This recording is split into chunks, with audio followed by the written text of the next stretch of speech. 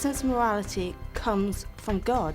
I don't think the morality can be said to come directly from religion.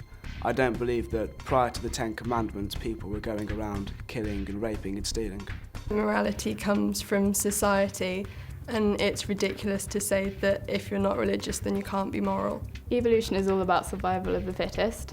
Therefore, I think genetically influenced behavioural patterns lead us to be naturally selfish. The want to help others and the selfless need to do so is an innate ability that was given by God.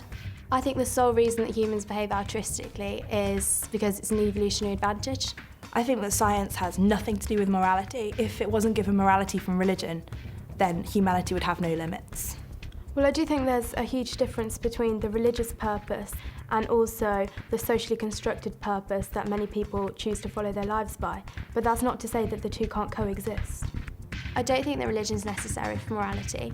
I don't think we have a God-given conscience, and our conscience comes from society around us and our parents, and this gives us morals. Robbery, bullying, clearly both are bad. Now, giving to charity, that's good. But why? Where does this moral sense come from? This idea that some kinds of behaviour are good, others are bad. Some, like Hermione, say, Our sense of morality comes from God. we owe everything to God, so we ought to live our lives the way God wants us to live. He's given us the Ten Commandments as a guide. We can follow the examples of the great spiritual leaders of the past, Moses, Jesus, Muhammad.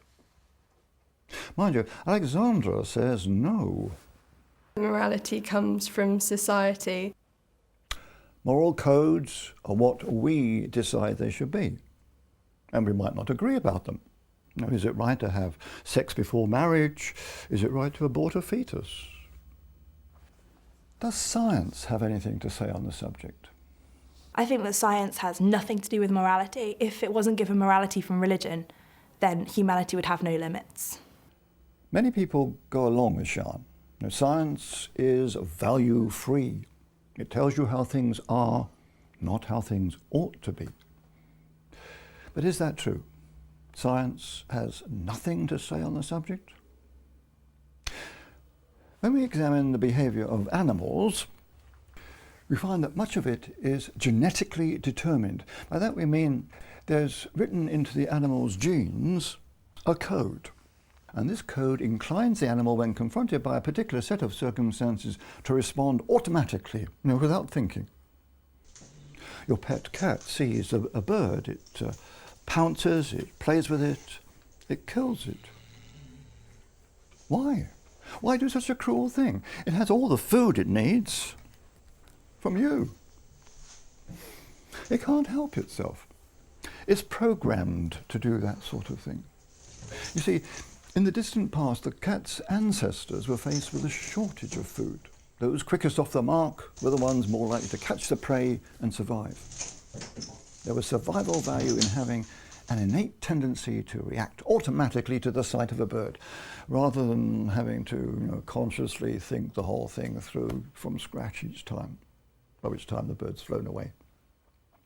And that's how today's domesticated cat comes to have that instruction written into its DNA, even though today there's no longer any need for it. We say its behaviour is genetically determined. Now, if we see that going on in the animals, then we, as an evolved animal ourselves, must expect something of the same sort of thing to be going on in us. I'm not saying our behaviour is genetically determined, that we are helpless to do anything but blindly follow our genes, like some robot. No, we're self-conscious. We have the ability to reflect on and consider our actions. And if we decide to, we can go against the genetic tendency.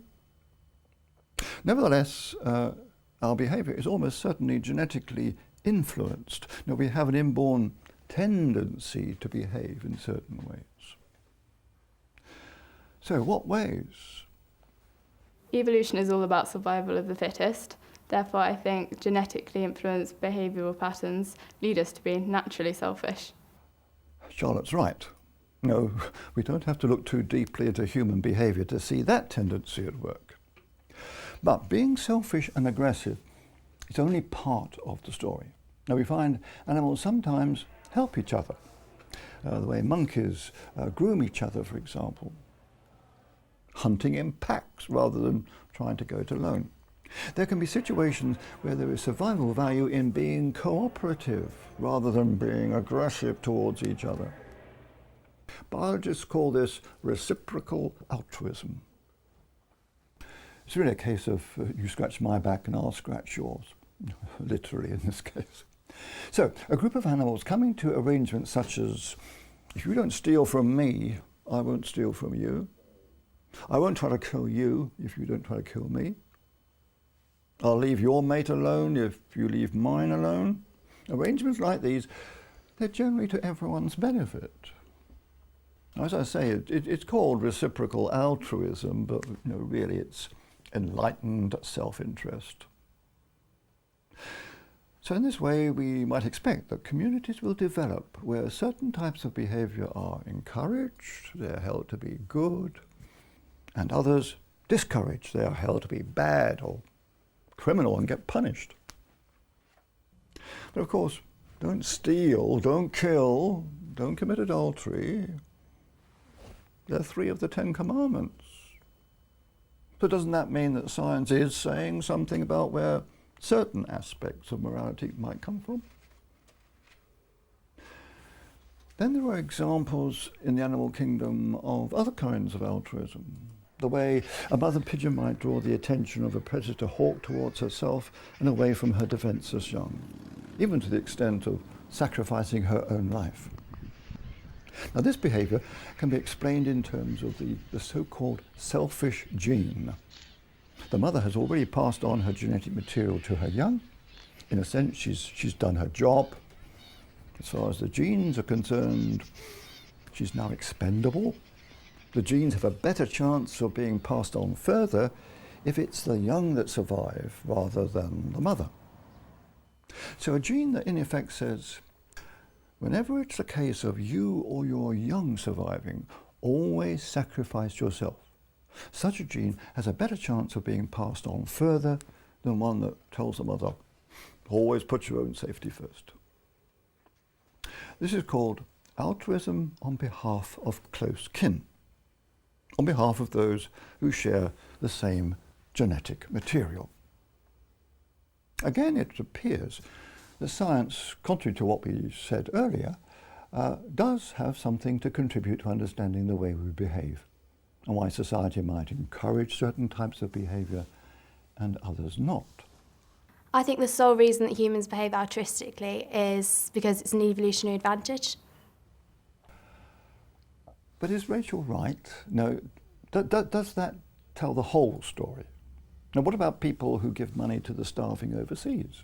People they've never met and who can't pay them back? And what about examples of people who sacrifice their lives for others who are not close kin? Is this where religion comes in, with what we might call the higher forms of altruism? That's what the other Rachel thinks. The want to help others and the selfless need to do so is an innate ability that was given by God. We're reminded of the story of the Good Samaritan, or Jesus teaching about turning the other cheek. Love your enemies. Just imagine one of our primitive ancestors getting a gene mutation which says, love your enemies. How long do you think it'd survive? So, where does the moral sense come from? Is it God-given? Is it something man-made? How far might evolution play a part in understanding at least some aspects of morality?